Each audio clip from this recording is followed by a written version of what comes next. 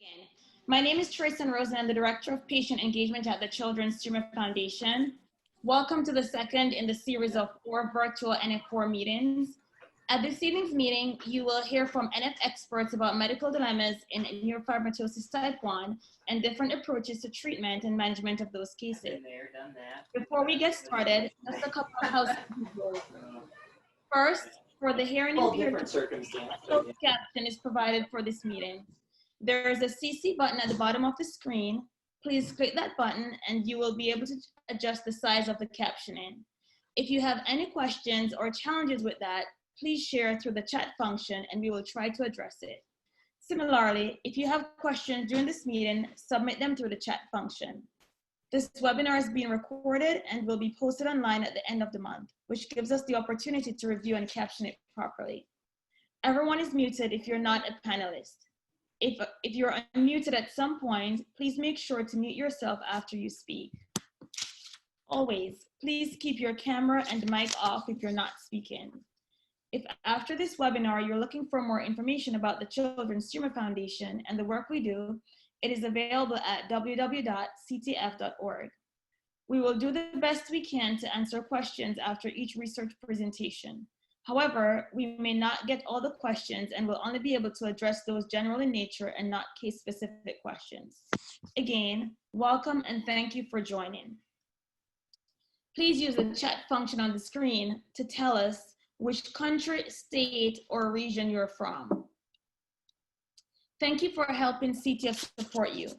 This meeting is made possible by the generous financial support of AstraZeneca in collaboration with the NYU Langone Health and with planning support from Weill Cornell and MSK Kids. Thank you to the most amazing planning committee members. Dr. Caleb Yohei will elaborate more on the planning when he speaks. With that, I would like to turn it over to the president of our foundation, Annette Backer. Hi, good night, everybody. I have a couple of slides that I would like to show. Let me start by opening. Okay. Tristan, can you see my slides? People can see my slides? Okay, perfect. So welcome everybody and thank you so much for this incredible evening and especially to the organizers and the co-chairs.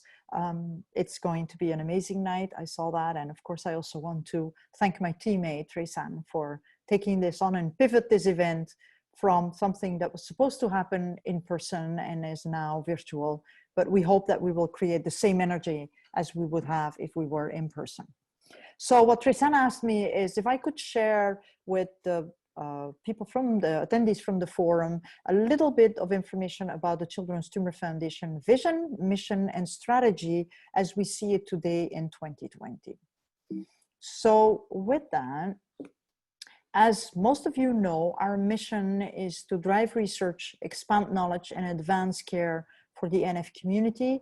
And we can really say today entirely resectable. You wouldn't be able to get every part of the tumor, and over time, I mean, there's likely to be recurrence, whether we just do the eyelid or whether or not we just approach the brain portion, or if we try to do some combination.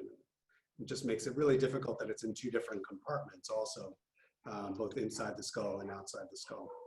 So that leads me to my next question to Devora and Samir as oncology folks, pediatric oncology.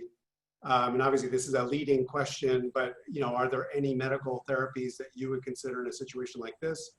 And then I think we can discuss between the oncology side and the surgery side and ophthalmology, do we have enough time to try a medical therapy or do we need to jump to surgery?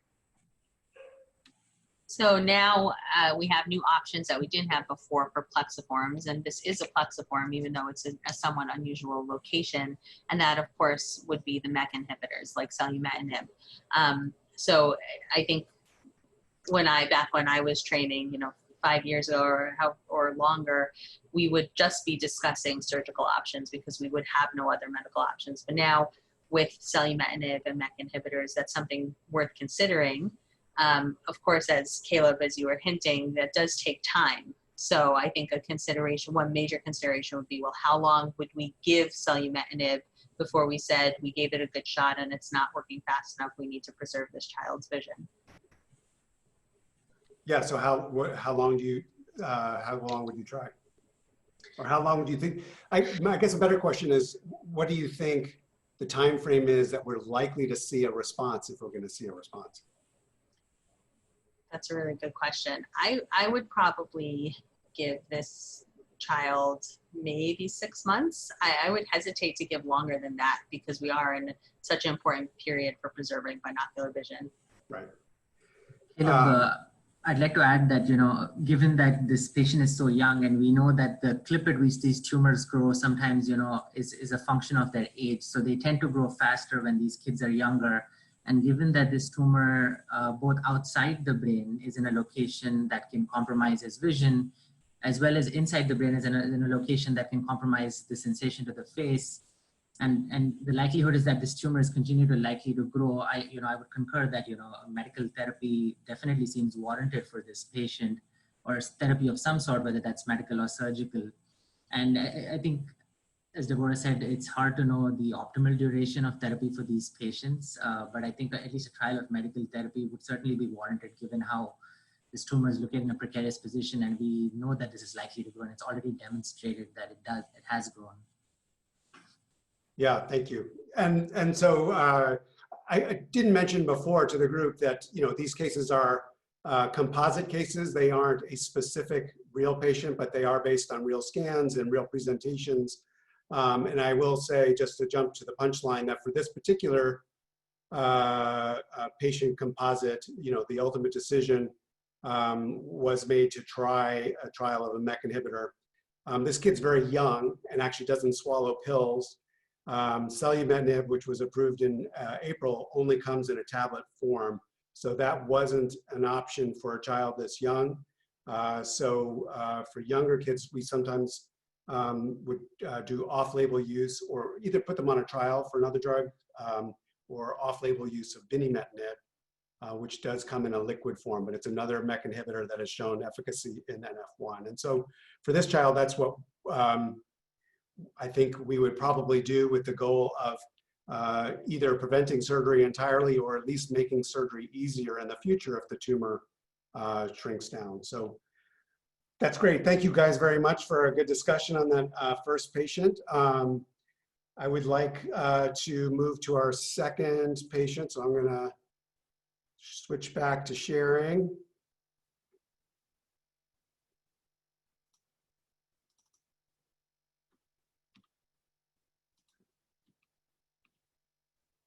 So Deborah, can you present the second case?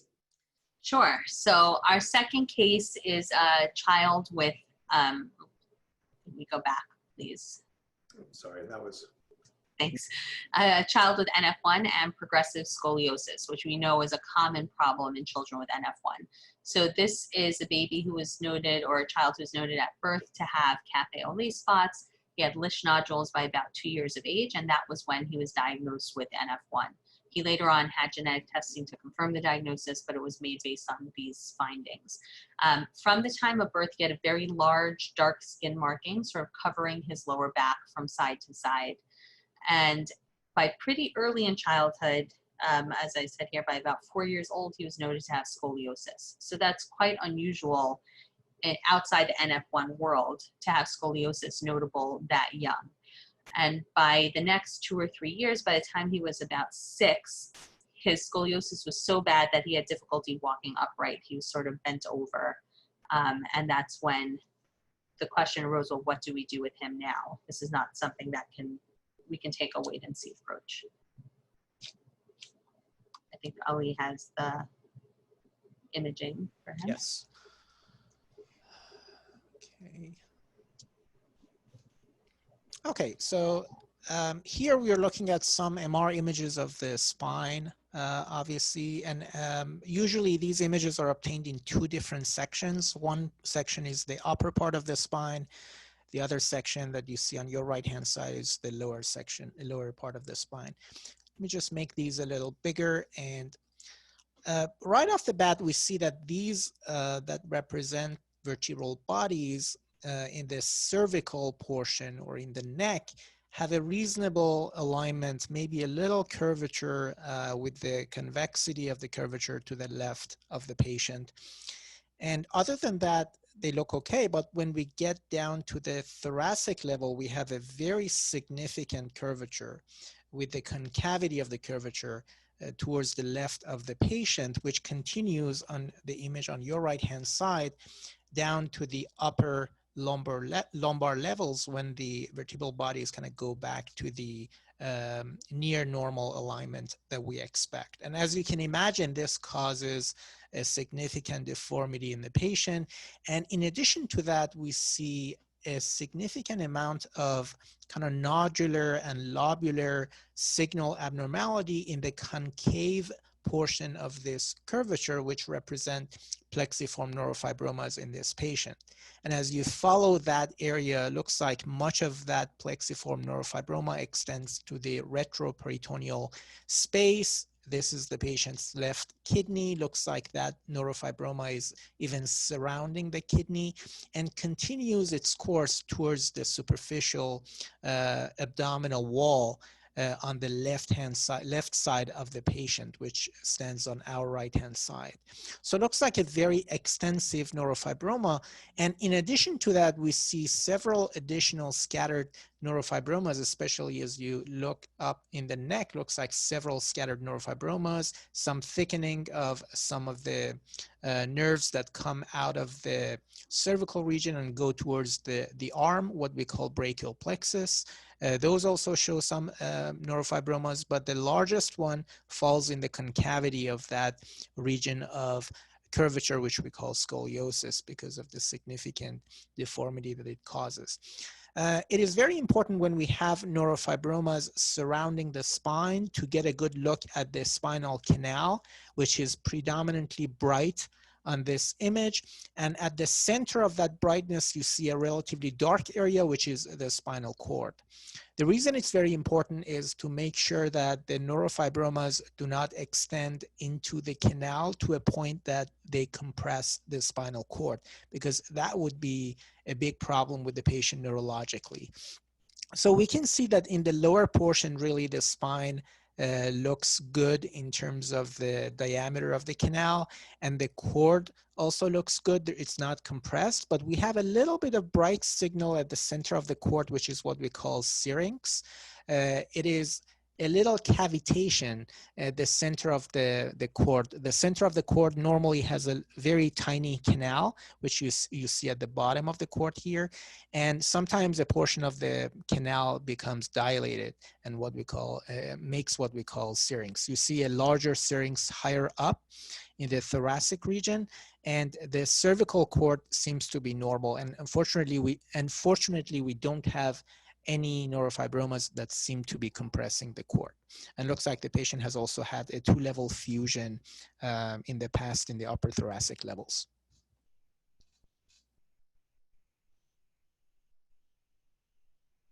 All right. And Devorah, is this patient, I know he's young, but is he having pain at this point from his back?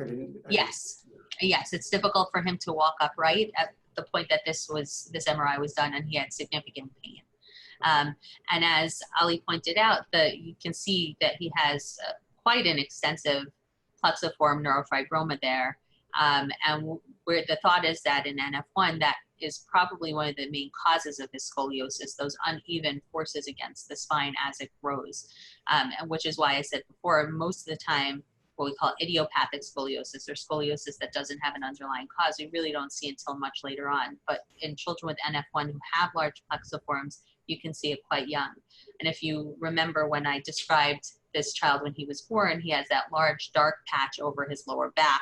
That's a hint to us that there's a plexiform. Operation. This curve appears to be in between those two operations. So, I mean, ultimately this child will likely require, orthopedic surgery for this. As Ali mentioned, there's no tumor that we can take out in the spinal canal. There's a large plexiform one, which could probably be debulked, but never cured. And you would still have that uneven musculature and nerve input. So it would progress anyway. So I would do everything I could do to let this child get a little bit older, a little bit bigger, bracing, etc. But I think ultimately going to require surgery. And just when that is, you have to really, it's a judgment call as much as anything else. And just to state it sort of straight out. I mean, the reality is that once a child's spine is fused, you can straighten the spine with basically what's called instrumentation, metal rods. But once it's fused, that child's back is not going to grow vertically anymore. Is that correct, David? Over large segments, yes. Over shorter segments, no. So if we just had to fuse 1 or 2 levels, that probably won't impact, height or, future skeletal growth that much. But when you start talking about multiple levels, particularly when you're crossing the different segments of the spine, cervical, thoracic, and lumbar, then that definitely would have an impact on ultimate height. That's a good point, Caleb. How do you feel personally about growth rods or rods that you can sort of stretch out over time to? Sure, and this would be the perfect case because the patient's so young. So usually the example that Deborah brought up before was idiopathic adolescent scoliosis. In those patients, we fuse sort of early in adolescence before everything is, solid together. And the growing rods would give you an opportunity to adjust as the patient grew without having to do multiple operations. So that's probably an appealing option, yes. And Samir and Devorah, I mean,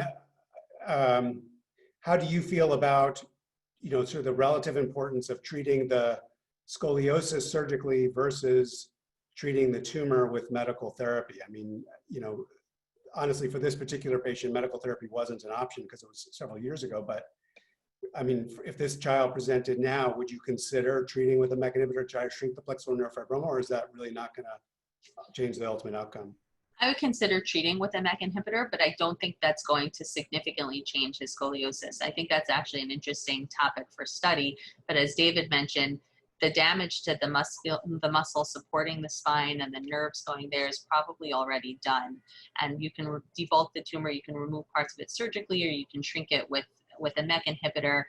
You might get a little bit of improvement in his curve, but I would not expect you to be able to straighten out that spine just by shrinking down the tumor.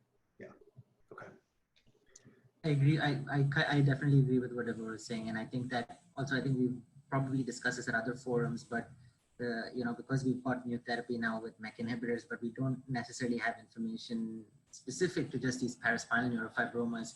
And given that, the spine has developed from when this child was born along with this, and it's kind of just adjusted itself around the neurofibroma, you always worry that, if you did manage to shrink it to some extent, you might destabilize the spine and actually, make neurologically things theoretically worse for the kid. So something to just consider when we're kind of trying this new form of therapy.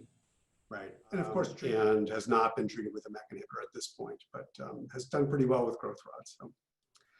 Yeah, he has. I think there's one final point I want to highlight is how important it is to work with an orthopedist who has experience with NF1, because someone who has never seen this before might say, well, let's just take out the tumor that's blocking the spine and straighten everything out. So it's really important to work with someone who has a lot of experience and appreciates what the challenges are and what this child's future holds as well. Yeah, I could not echo that any more strongly. I think there's a lot of value in all subspecialists having knowledge of NF, but I would say orthopedic surgery and neurosurgery is one of the areas where that's most important, in part because the way you approach scoliosis in kids with NF is different than kids that don't have NF. The bone is not the same. It's not quite as strong. So it's really key that the orthopedic surgeon be very familiar with NF and NF specific issues. So yeah, I would definitely echo that. All right, Ali, if you could stop sharing your screen, we'll go on to the next case. In the interest of time, I'm going to skip ahead to our fourth case. Sorry, let me share. We will, sorry, hold on. Let me try that again.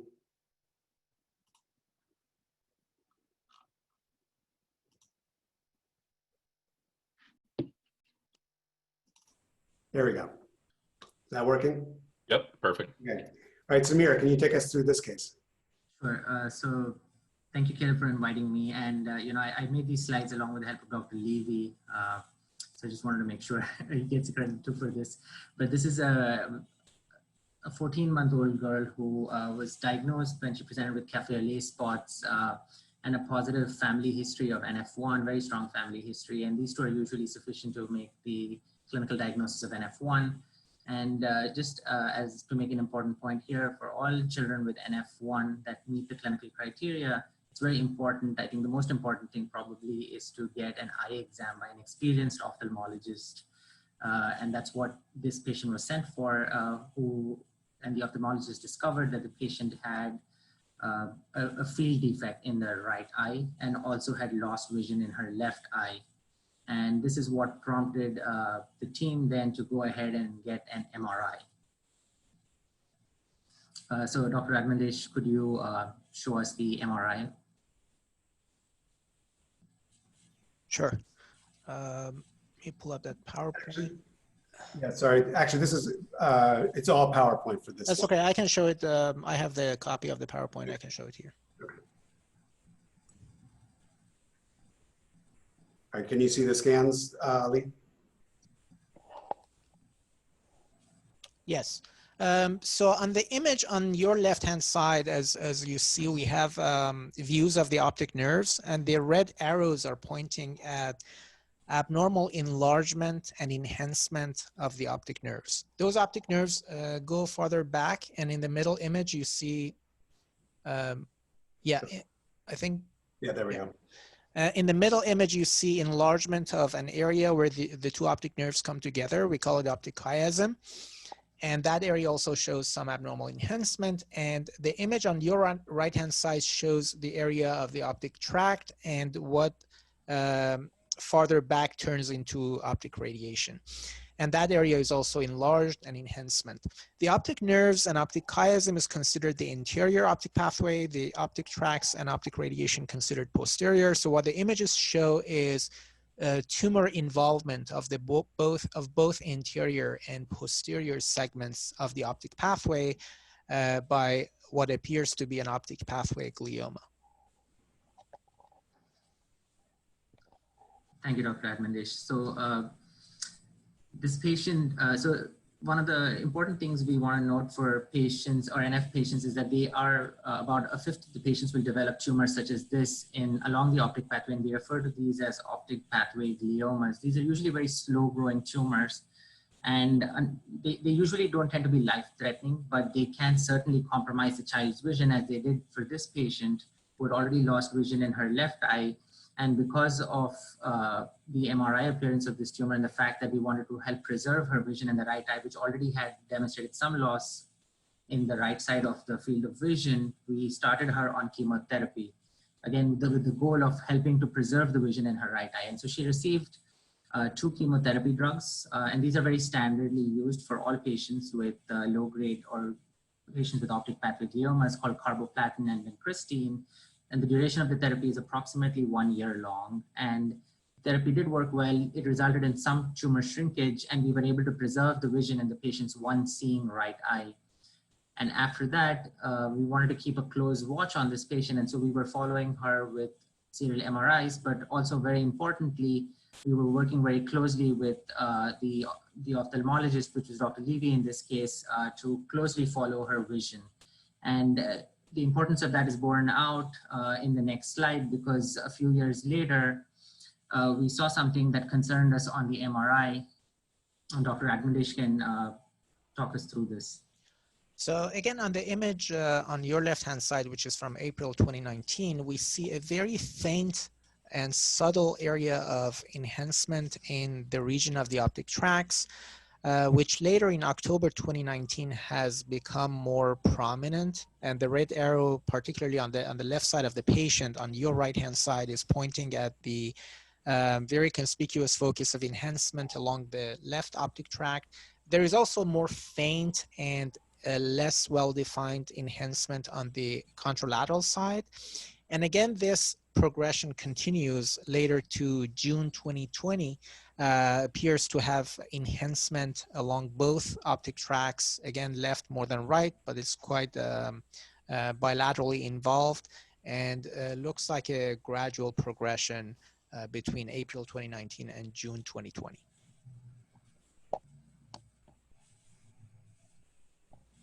Dr. Levy, would you like to talk us through the eye exam findings and the importance of the eye exam for patients who have at least growth on the MRI as we saw in this child?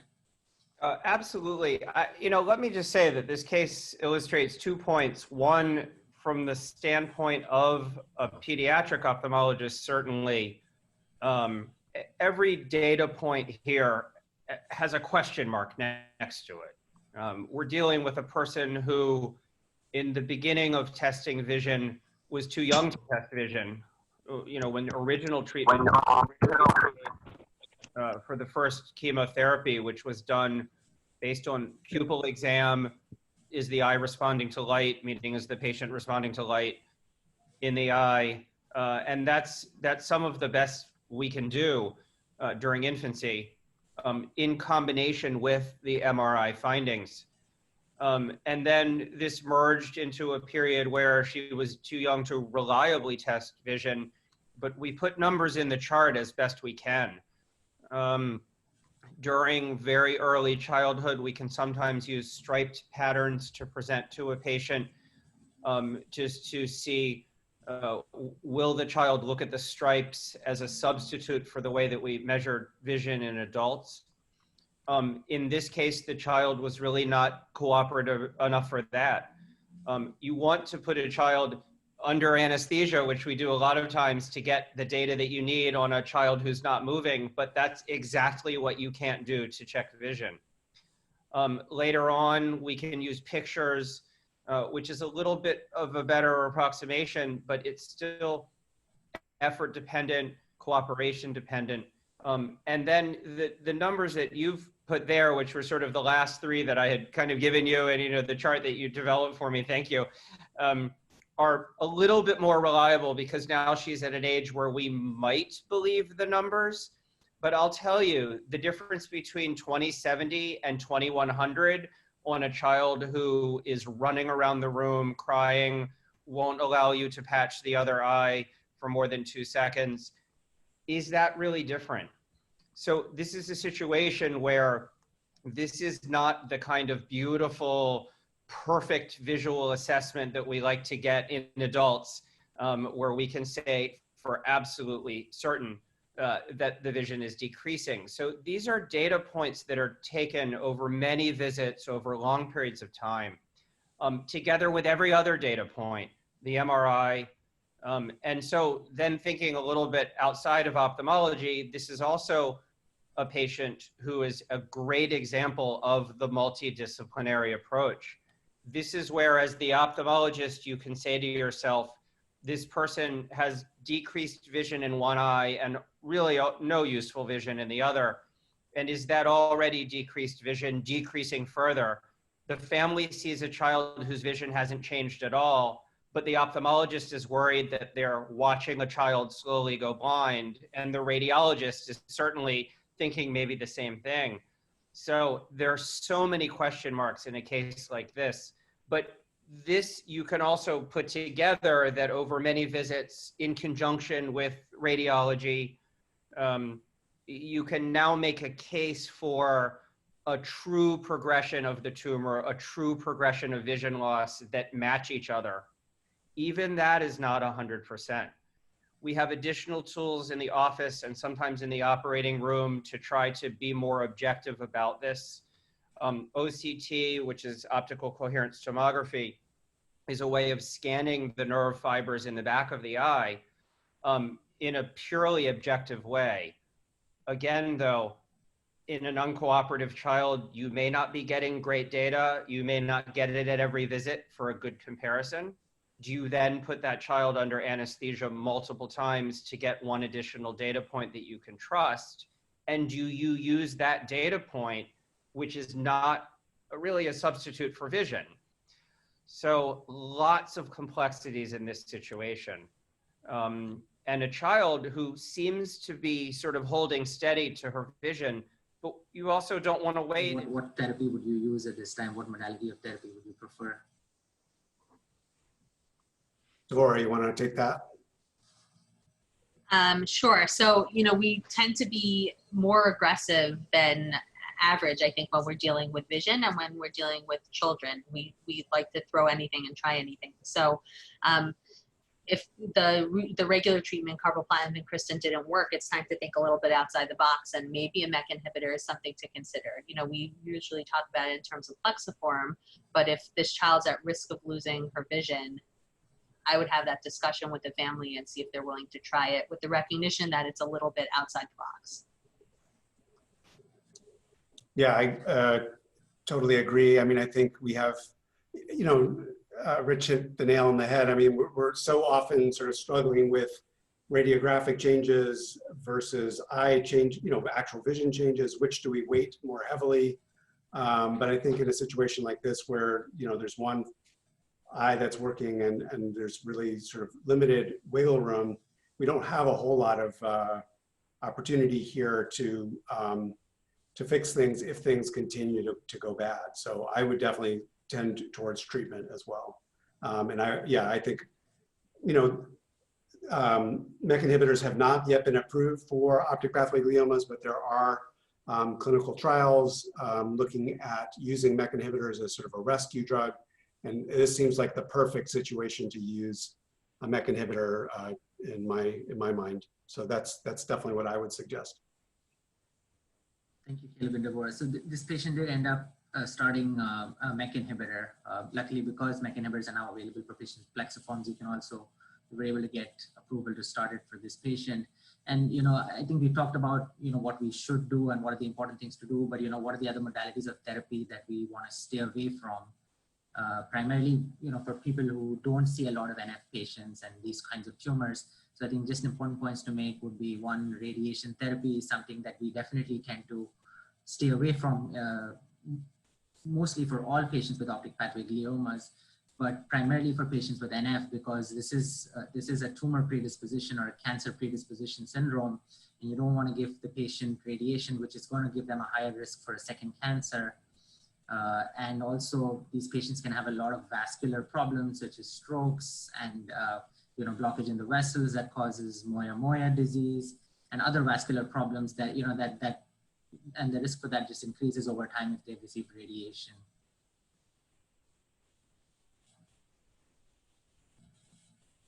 Yeah, radiation many years ago was the standard of care, but just doesn't get used anymore.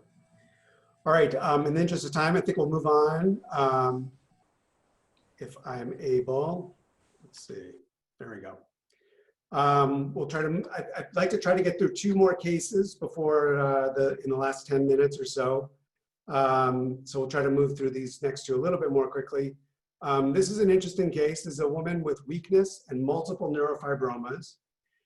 Sometimes in tumor boards and multidisciplinary conferences, so far we've mostly been talking about treatment, but sometimes it's helpful to have different people weigh in on diagnosis. So this is actually a diagnostic dilemma.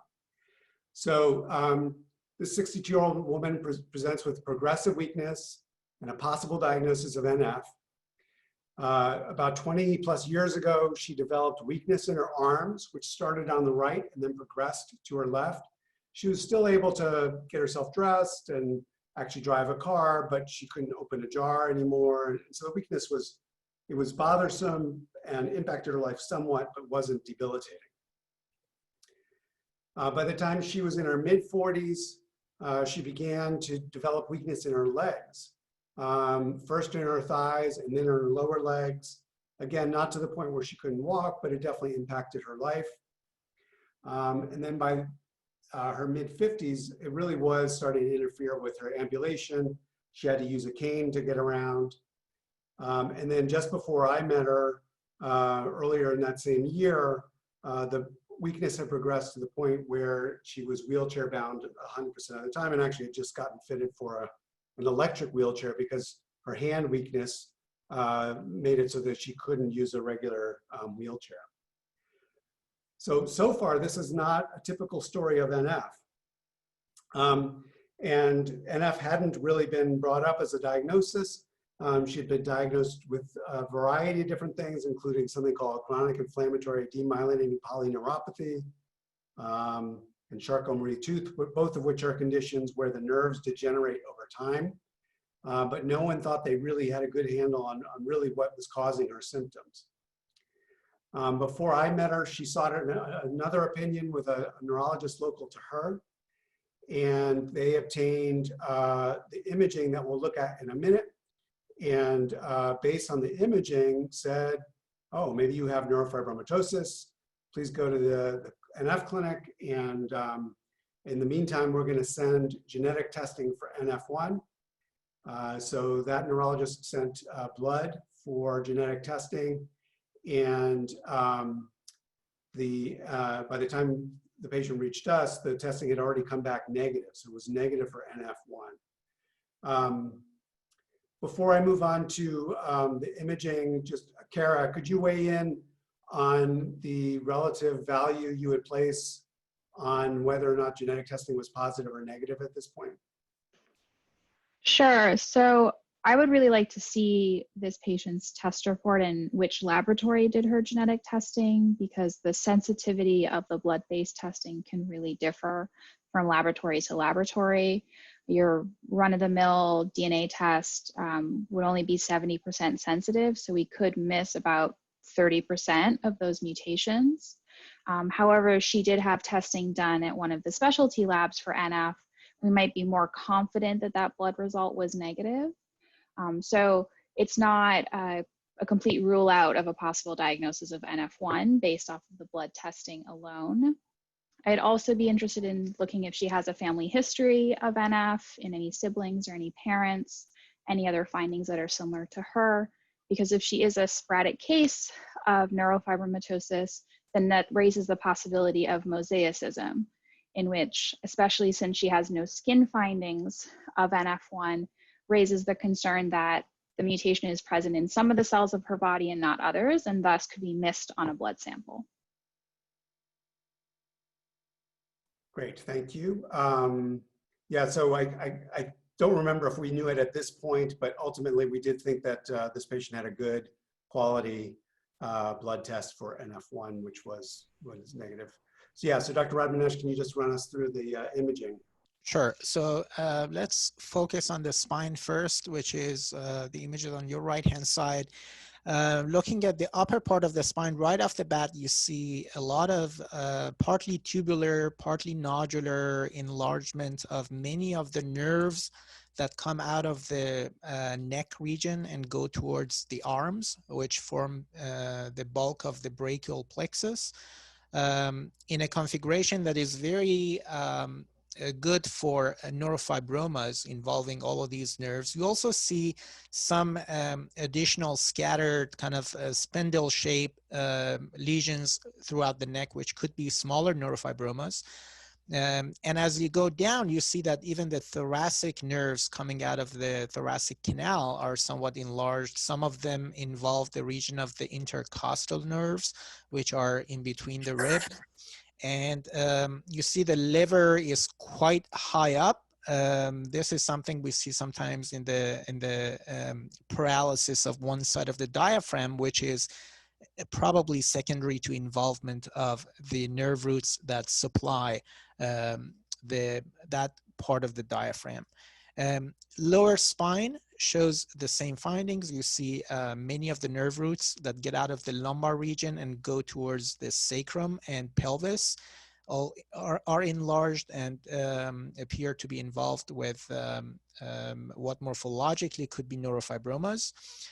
We also see a cyst in the kidney here. When we look at the brain, we see that many of the cranial nerves are also involved. If you look at the region of the orbit, looks like we have involvement along the expected course of the third cranial nerve, kind of getting into the orbit from the region of the superior orbital fissure. We have involvement along the cavernous sinuses bilaterally. When we go farther back, we have involvement of bilateral facial nerves, and looks like in both intracranial and spinal areas, we have what appears to be thickening and enhancement of numerous nerves. For example, here on the coronal view, you see a very bulky enlargement of what is the expected location of the third branch of the trigeminal nerve, which is often so small that we cannot see it. And look how huge it has become going down to the masticator space of the neck. So overall, I think the imaging looks good for extensive neurofibromatous involvement. Ali, in this particular patient, we don't have any other signs or symptoms of NF. No cafe au lait spots, no freckling, nothing else that points us in that direction. Is there anything, what you see on imaging, is there anything else it could be? So if we had the spine imaging and more smooth enlargement of the nerve roots as the only finding, I think Charcot-Marie-Tooth and CIDP that you mentioned are both good differentials, because we can have hypertrophy of the nerves. But usually the nodularity is less common in those two conditions, the CIDP and the Charcot-Marie-Tooth.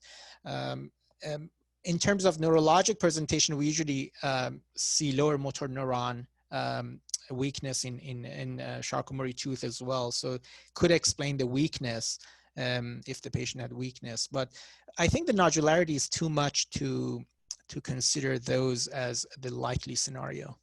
Okay. Yeah, and so in the interest of time, we're going to jump ahead a little bit.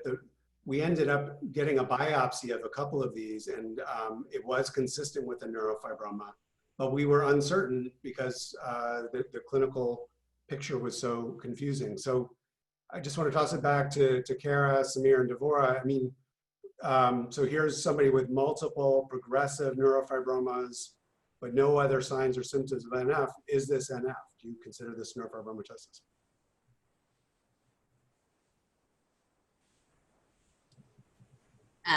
Kara, do you want to talk about the genetic testing piece of it, or? Sure, I can jump in. So I think given that we have biopsy proven neurofibromas, it does raise the possibility there is a spinal variant of neurofibromatosis type 1 where we don't see very many outward signs and symptoms on the skin. So I think that's definitely a possibility for this patient. I know for this patient, she also has a couple of children that are young adults that haven't been evaluated yet. And given that there aren't the typical skin findings that we would see on young children that could be at risk for NF1, I would be concerned that they might also be at risk for spinal lesions, since we haven't evaluated them or seen them to have some imaging done. So I think given the multiple biopsy confirmed neurofibromas, this is a pretty good possibility that this is a spinal variant of NF1, possibly with mosaicism, especially since the blood testing was negative. I think, Caleb, as you mentioned here, that you did biopsy a couple of these lesions. So obviously looking for the NF1, like a loss of function of an abnormality in the NF1 within the tumor itself, I think would also be corroborating what Kara is saying, that this is a variant of NF. Yeah, I would, we usually think of genetic testing as taking a blood sample, but in this case, doing genetic testing of the actual tumors and seeing if they have mutations in NF1 or variants. It's called now an NF1. If they did, I would consider this NF1, even if it doesn't meet the checklist. And just to play devil's advocate, so even if we don't have a definitive diagnosis, but we know these are multiple progressive neurofibromas causing a lot of symptoms, is there anything that we would want to do treatment-wise, either surgically or with medical therapy? Anything to offer this patient? Dr. Harder, would you weigh in on whether or not there's anything surgical here?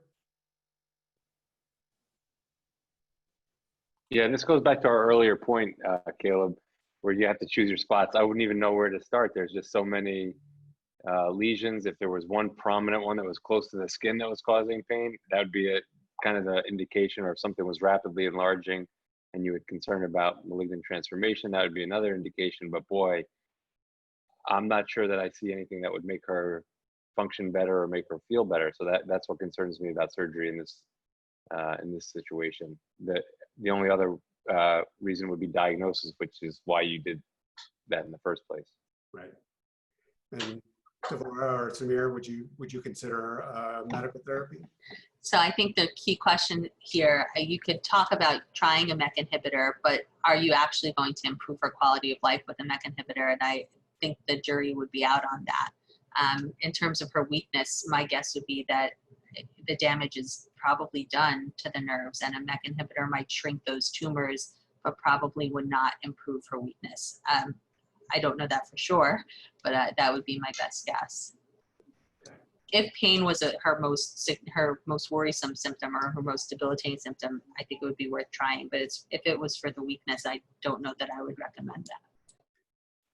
Yeah, it's an interesting situation to be in, and a lot of uncertainty. And so the patient that this is based on we're sort of still in the process of trying to figure that out. So we're not quite sure what to do yet. That being said, Caleb, if the patient was entirely convinced that they wanted to trial a MEK inhibitor, would you be completely opposed to it? Or Devora, would you be completely opposed to something like that? I would definitely consider it. Yeah, I wouldn't be completely opposed, but I would be very upfront that I'm not sure it would change her quality of life. Yep. Exactly. All right, so we have gone a little bit over there, so we're gonna not present any more cases. I wanna thank our panelists for an excellent job in demonstrating collaborative diagnostic and treatment recommendations for this incredibly challenging population with really challenging issues. And I'm grateful to all of you guys for having the patience and have devoted the time to develop an expertise in your particular area that relates to neurofibromatosis. And I think one of our charges going forward is to help train other people in each of our different disciplines to know how best to treat this patient population, because it's definitely not easy. And I hope that some of that was conveyed tonight in reviewing these cases. So unfortunately, I think we're out of time for questions. As I mentioned before, we can answer questions that people put into the chat. We can do that offline. And I just want to turn it back over to Kate to wrap everything up. So thanks, everybody. Thank you, Caleb, and thank you to everyone who took time to join us tonight. As Caleb said, we've been monitoring the questions in the chat. I've been able to interact with several of you, which has been wonderful, and we are going to be able to respond to those questions later on. As I've said a few times in chat, you're always welcome to reach out to me directly. My email is just my kkel